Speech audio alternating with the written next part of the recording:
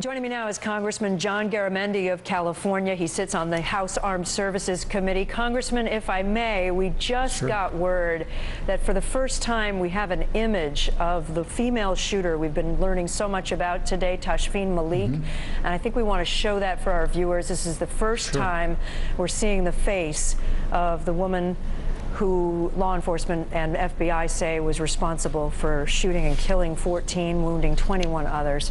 That is Tashfeen Malik on your screen there. First image we're getting of her. Congressman, you heard the FBI director say today this is now being investigated as an act of terrorism. You're from California. What's the next question you want answered? Well, the next question I want answered is, what's the rest of the story? Who were these people communicating with? Were they in touch with any others in the area? Is there a cell going on here? And were they in specific communication with anybody overseas? I think all this information will help us understand what this is all about, and in that process get a better fix on how somebody could become radicalized. Now, it's quite possible that this woman was radical before she came to the United States, which raises the question of the visa and the interviews that either should have been or did take place with regard to her before she got her visa to come to the United States. She came in on what's known as a fiancé visa with the intention to marry Mr. Farouk.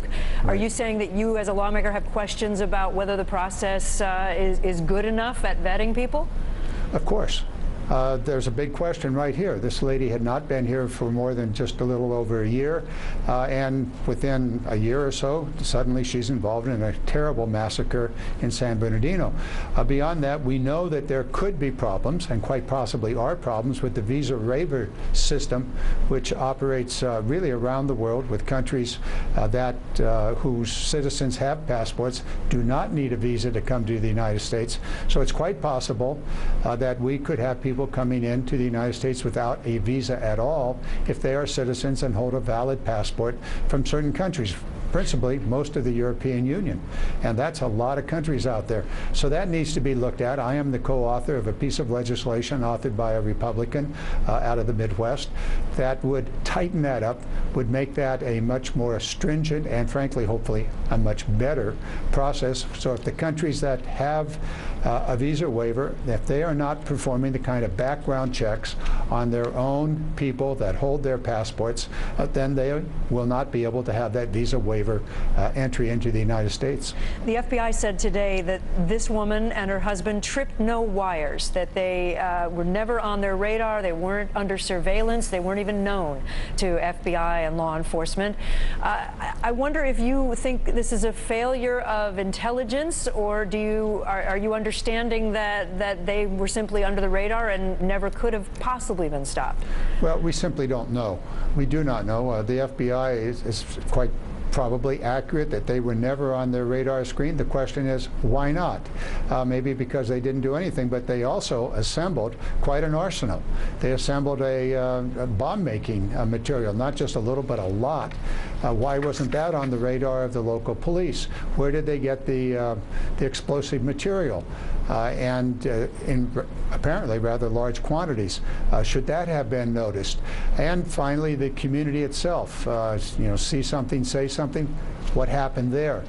So there's a whole series of questions. It's frankly very, very early in this process, but we need to play it out. We need to get the information, and then we need to look at the kind of legislation that might be necessary. It could very well be that it's a lack of resources at the FBI or some other agency that plays into this situation. Congressman, let me ask you about gun laws, because as you know, today this has become very political, and a lot of people on the other side, Republicans, pro-gun rights advocates, are saying that California's gun control laws are some of the strictest in the nation, and they failed to prevent this tragedy from happening. One activist tweeting, if California's gun control regime isn't strict enough for you, just be honest and admit what you want is a repeal of the Second Amendment.